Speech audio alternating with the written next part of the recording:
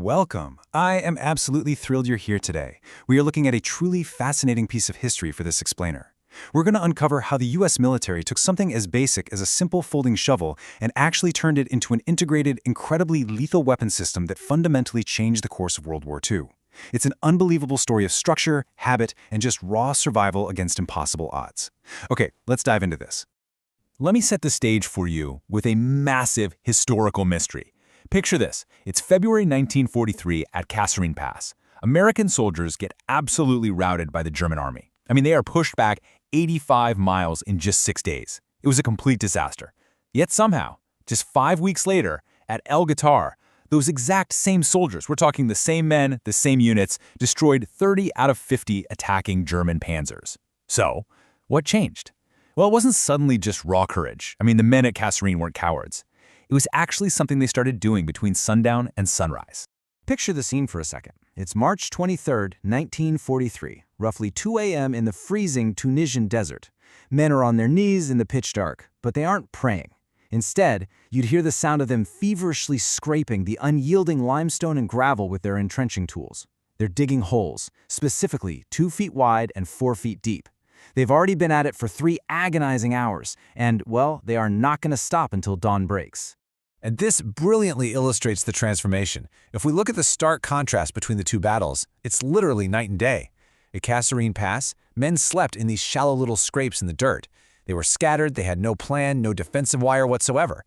But at El Guitar, they dug deep, flared foxholes. They set up precise, interlocking fields of fire, and they connected the whole shebang to pre-registered artillery. The Army had basically created a ruthless new motto that echoed in every single training camp: dig or die. 30 minutes. 30 minutes. That was the exact non-negotiable standard of time an American infantryman had to dig a deep, standing foxhole before an enemy shell could find him. Back in the stateside training camps, sergeants would literally stand right over recruits in the sweltering heat, holding stopwatches, just relentlessly enforcing this single metric. Basically, the rule was simple. If you couldn't dig your hole in 30 minutes, you were going to be a casualty. No exceptions. Now, to really grasp this, we have to completely redefine what a foxhole actually is. It wasn't just a hole in the ground to go hide in. No, it was the physical anchor point of a massive, integrated defensive weapons system. And here's why this matters so much to us today. This is the ultimate lesson in relying on relentless systems rather than just fleeting motivation. And you want to know the most incredible part? The tool that made this whole systematic defense possible, the M1943 folding entrenching tool, wasn't even an American invention. It was a brilliant piece of gear reverse-engineered from a captured German design called the Spaten. So the Americans literally took the enemy's own tool and used it to build a fortress the enemy couldn't break. So here's how the nightly system worked. This was a strict, entirely non-negotiable routine. Every single infantry company had to execute this every night, no matter how bone-tired they were. First, dig the holes in the connecting crawl trenches. Second, clear the fire lanes and physically mark the ranges. Third, lay down the concertina wire and plant the mines. And finally, the absolute most critical step, pre-register the artillery.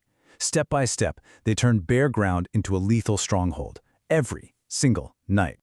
Now, that fourth step, that brings us to the true lethality of this entire system, the invisible artillery network. Before the digging even finished, the company commanders and forward observers mapped the terrain and assigned numbers to the likely enemy approaches.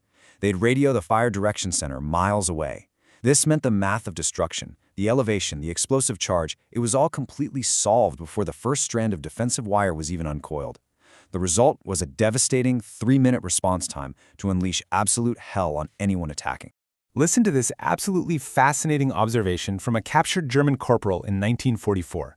He said, "Americans use infantry cautiously. If they used it the way Russians do, they would be in Paris." He really thought the Americans were just being cautious. But man, the Germans completely misunderstood what was happening. When the Americans halted in the Normandy hedgerows, they weren't hesitating at all. They were methodically building these overnight fortresses, perfectly locking down every single inch of ground they had just taken. And you see, this created an utterly unsolvable problem for the German high command. Their entire doctrine relied heavily on swift, immediate dawn counterattacks to retake lost ground. But how do you counterattack a heavily fortified position that literally didn't exist 12 hours ago? German forces would step off at dawn expecting to easily overrun exhausted men sleeping in the dirt. Instead, boom, they hit wire, mines, machine guns, and massive artillery barrages that arrived in exactly 3 minutes.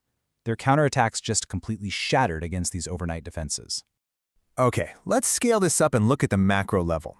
It's August 1944, and Hitler launches Operation Luttich. This was a massive, desperate counteroffensive aimed right at Avranches to cut off General Patton's vital supply lines.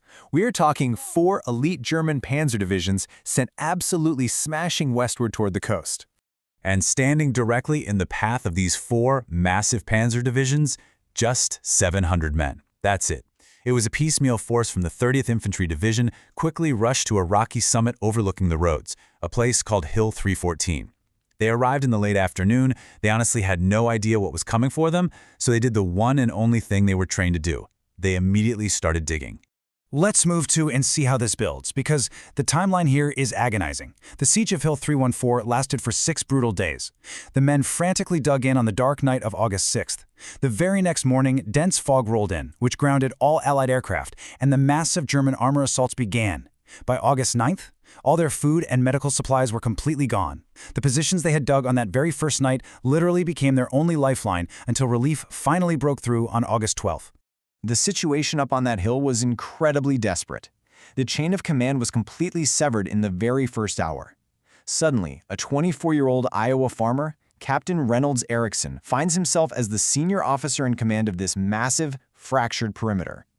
Ammunition was desperately low, there was zero resupply coming, but they did have one trump card. 2 young forward observers, Lieutenants Bartz and Weiss, were sitting in a foxhole near the summit with a radio and a perfectly clear view of the roads below. 8,000. That number is staggering. Whenever the German armor moved down below, Bartz and Weiss would just whisper the coordinates into their radio. And because everything had been meticulously pre-registered on night 1, the artillery miles away rained down devastation instantly. Over the course of the battle, those 2 lieutenants called in 8,000 artillery rounds from that single hilltop, just entirely obliterating the German armored columns trying to pass by.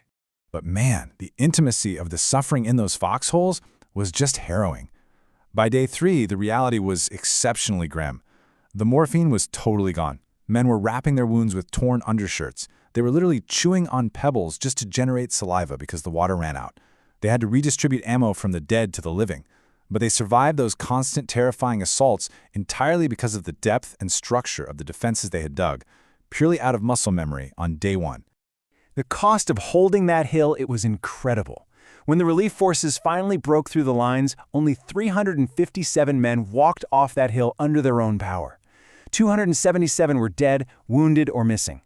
To put that into perspective, nearly 2 out of every 5 men who climbed Hill 314 became a casualty just to hold that vital piece of ground. When the relieving commander, Colonel Hammond Burks, finally reached the summit, he looked down at the roads below them, and what he saw was 40 wrecked, burned-out German tanks and vehicles. A massive armored push stopped dead in its tracks, entirely by the artillery called in from those deeply ingrained defensive positions. His reaction? He simply called it the best sight of the war. Taking a step back for a minute, the contrast between these 2 forces is just remarkable. On one side, you have the German defensive doctrine, which relied heavily on static, massive, permanent structures. We're talking concrete and steel that took months to build. But the American doctrine? It was incredibly agile. They proved they could build a highly integrated, highly lethal wall out of nothing but dirt, wire, and a radio in just 8 hours. They could literally regenerate a brand new, unbreakable defensive network every single night. So, the crucial point is this: muscle memory. The whole dig or die system couldn't be broken because it was no longer just a rigid plan that relied on perfect orders or perfect communication. Because let's face it, plans fail. Chaos happens. But this was an unbreakable habit. The men dug, the observers called fire, the gunners fired, all of it happening automatically, even when their entire command structure had completely collapsed around them. And that brings us to our final thought for today. I want you to think about your own systems, whether that's in your work or in your everyday life. When your plans inevitably fail and chaos hits, will your survival depend on some improvised, panicky reaction, or will it fall back on a deeply ingrained habit? Because the American Army proves something profound here. Structured habits, drilled relentlessly into muscle memory, are vastly more powerful than raw courage alone. Thank you so much for joining me for this explainer, and I really hope it gave you something powerful to think about.